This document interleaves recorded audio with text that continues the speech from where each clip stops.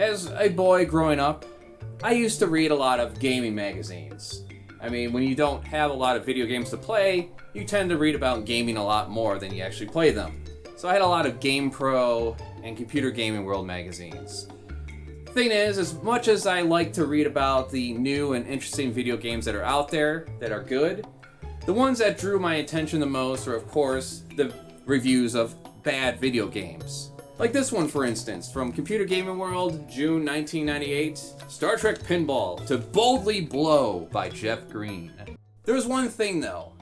When it came to magazines, TV, early days of the internet, things were strictly professional.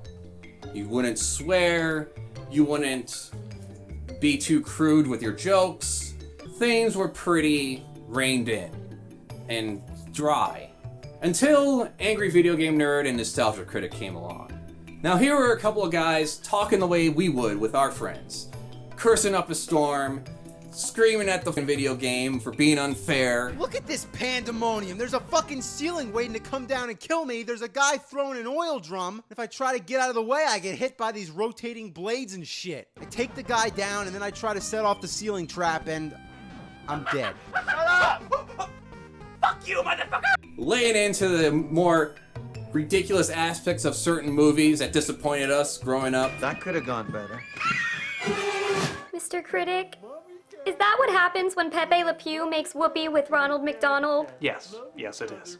Now, yes, they were exaggerated performances, but there was a sincerity to their sentiment when it came to the quality of the media that they were reviewing.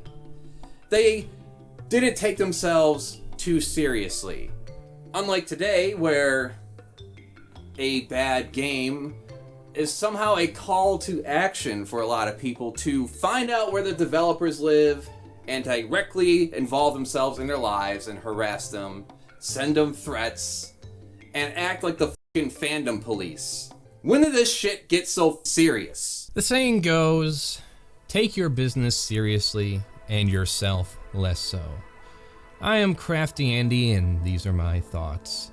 I've noticed, along with many other people, that media critique in terms of entertainment media, movies, video games, books, I imagine even board games at this point, it's all been taken way too seriously up until the point where it's just sucked all the joy and fun out of the scene entirely. This shit right here, Critical Drinkers The Boys Season 4 review, represents perfectly in quick fashion why I hate discussions around these things so much now.